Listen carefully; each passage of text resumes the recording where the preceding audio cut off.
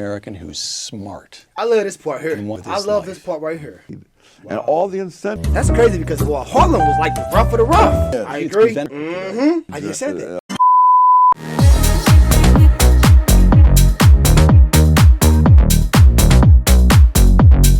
No bullshit. Let's go. Welcome to Devin GTV, and today we're about to watch Thomas Sowell on the current black culture. When I grew up in Harlem in the 40s and 50s, I never heard a gunshot. That's crazy because well, Harlem was like the rough of the rough.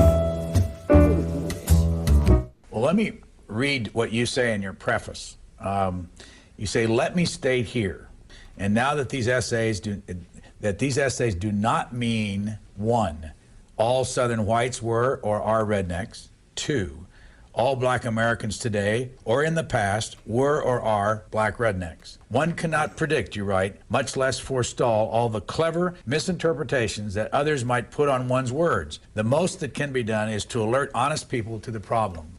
Black rednecks, who are they? These would be blacks who came out of the Southern culture and who carried that culture with them north into the urban ghettos and into the ghettos of the South for that matter.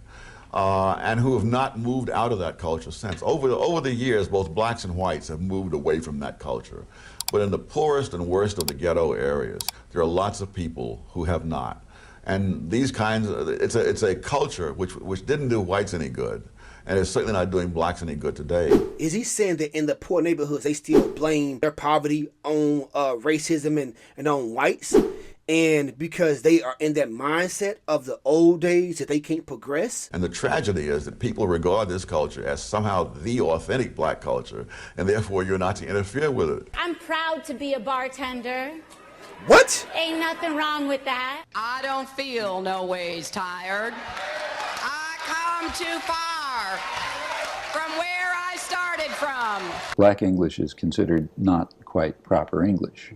On the other hand, if blacks happen to have all the power and own all the corporations and whites were working for them, it would be the other way around. Is it cool to not speak proper English? Is it cool to not be properly educated and to accept the bare minimum? Because if you're like that, you consider it like authentic black? Period. I'm trying to remember now. I believe it was in the mid-70s when substandard English began to become viewed as a discipline of its own within linguistic studies and so forth. And for all I know, it was all perfectly legitimate that certain speech patterns would be traced back to various regions in Africa and so forth. And this is a language of its own. It has its own validity. But your argument would be, I don't really care what its validity is. It's holding people back. It's preventing them from participating in the wider society. Is that right? Absolutely. And also, none of these things went back to Africa. So what he's saying is that in order to be considered true black, you have to speak Ebonics. There is so much more to life if you continue to be dumb and not want to educate yourself, and then you're missing out on the opportunities of life because you can't get a good job speaking Ebonics. You can't go in asking for a loan to get a business speaking fucking Ebonics, but you consider authentic black. Oh, is that so? No, you can. Yes, they did not go back to Africa. If you look at the peach, for example, using the word axe for ask and stuff like that, all of that goes back to the South, and it goes back to the parts of Britain from which white Southerners came. So if you trace calling hog entrails chitlins, that was in a certain section of Britain, the section from which whites moved into the South, and they were known as rednecks and crackers in Britain in centuries past before they ever set foot in the South. Saying the word cracker to a Caucasian person or a white person is derogatory. So, like, there ain't shit cool about calling a white person a cracker. To me, that's like calling a black person a nigga. So the whole thing is as phony as the $3 bill. In Intellectuals and Race, you cite an observation by the intelligence expert, IQ scientist James Flynn, that just stopped me cold. After the Second World War, you've got large numbers of American troops remaining in Germany. For that matter, there's still several tens of thousands there today. And both black and white American soldiers had children with German women. And Flynn discovered that those children growing up in Germany showed no IQ differences at all. The black kids and the white kids, the same. Professor Flynn concluded that the reason was that the offspring of black soldiers in Germany grew up in a nation with no black subculture. Close quote. So being ignorant and having an education, it's not about your color. It's all about your environment. When you're raised around ignorant people, you become ignorant. Which means what? Which means they experienced exactly the same expectations. Is this the No. The expectations are external. The culture in which they grew up was not the culture in which black kids grew up in America today. So they had There's no gangster rap. I just said that. That was pervasively available in Germany. Basically, change your surroundings, change the person. That's it. So here's what I'm getting. There is something about black subculture in America today that holds African Americans themselves back. Yes, because that very same subculture held whites in the South back as well. That in the time this mental testing in the First World War turned up, among other things, the fact that whites from various 4 or 5 southern states scored lower on the mental test than blacks from 4 or 5 northern states.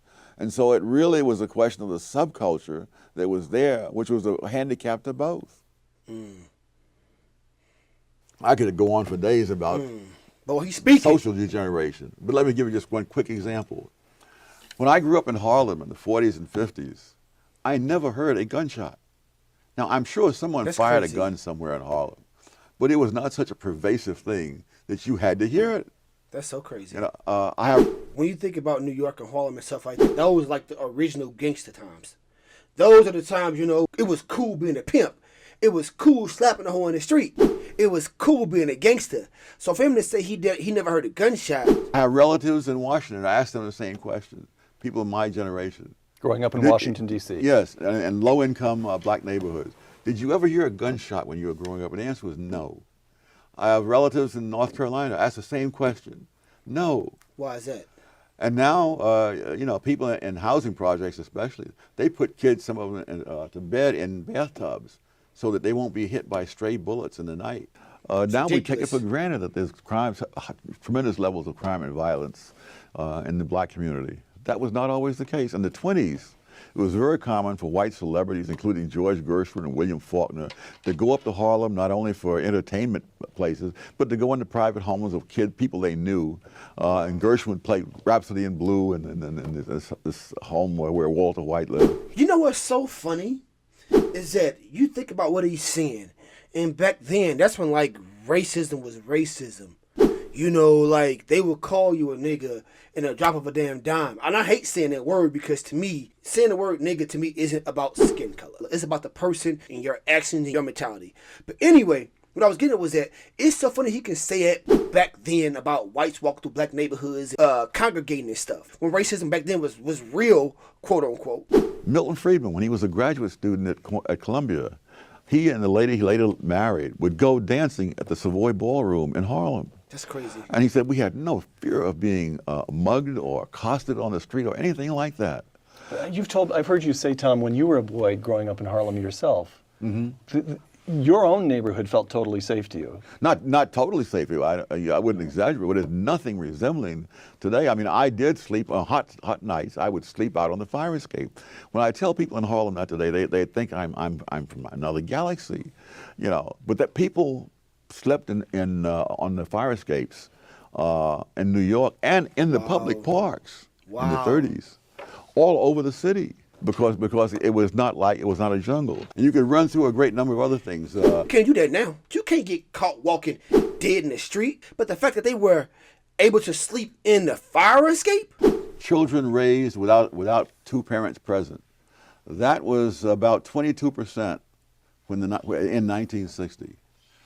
One generation later, it was 67%. God dang. And it's gone up a little since then Damn. as well. And now the rate among whites is higher than it was among blacks in 1960. Right. Why is it so hard for blacks to move out of I take responsibility. I take responsibility. I take responsibility. Black people are being slaughtered in the streets, killed in their own homes. These are our brothers and sisters. Our friends, our family. We are done watching them die. How do you define a white liberal? Those kinds of people who have the kinds of attitudes that are called liberal in the United States, although the word is misused, those people have created an atmosphere in which these counterproductive cultures are to be celebrated, perpetuated, and the consequences overlooked. It reminds me of a scene in the Blue Max where this general is encouraging this daredevil pilot to do all kinds of wild stunts, you see, knowing that the guy's going to kill himself if he keeps doing this, and therefore the general will be rid of a political problem. Now, I don't think that the white liberals are doing this deliberately, but I think the net results are the same. They are cheering blacks on and doing things that are absolutely self-destructive. He just said a mouthful right there, god damn. So basically what it's saying is that you are cheering on and encouraging ignorance. You think you're being sympathetic, but you're just encouraging them. You're a handicap. You're taking blame for something that you didn't do. One of the things I discovered in the research for my book I'm currently working on is that leaders of groups that are lagging in countries around the world almost invariably have counterproductive policies for them. And it makes perfect sense because insofar as members of lagging groups assimilate into the values and achievements of the larger society, they don't need those leaders. I mean, there's no mystery to me as to why Jesse Jackson says what he does, or Al Sharpton and others, because that benefits them, but it does not benefit the people they lead. Wow. And all the incentives are for leaders to lead people into things that don't help the people, but help the leaders.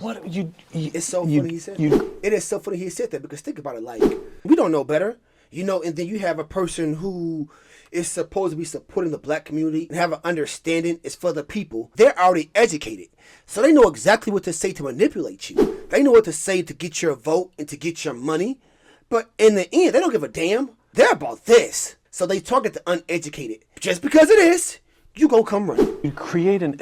There would be an exception for Dr. King, though, wouldn't there? Yes, but one of the things he was different because he was earliest, or what? Why? What's different about it? Well, it's like insurgent movements in general. When an insurgency starts off, by definition, it has an uphill battle. Now, and you can look at the history of Christianity, for heaven's sake. If you're going to be a Christian in the Roman Empire, you know, before in the first century, you had a lot of grief to go through. Now, but after Christianity becomes the official religion of the Roman Empire, this is a bonanza, and there's a lot to be done. And so now you will follow policies that are the opposite of what you advocated. You will see that with all kinds of other insurgent movements. Somewhere, watching this interview, there's a young Thomas Sowell. There's an African American who's smart. I love this part here. And wants to do something with his life. I love this part right here. It seems to me we've already got one piece of advice you'd offer to him is stay away from the racist industry. Stay away from the race hustlers. Because people like that, they point the blame. They don't point the blame itself. They point the blame at everyone else and say it's them. Oh my God, we black, you know what I'm saying, black power, but in the end, they're about one thing. What advice would you give a young Thomas Sowell? How do you make something of yourself as an African American in America today? The way anybody else would. You equip yourself with skills that people are willing to pay for. Boy, he said a mouthful with this one right here.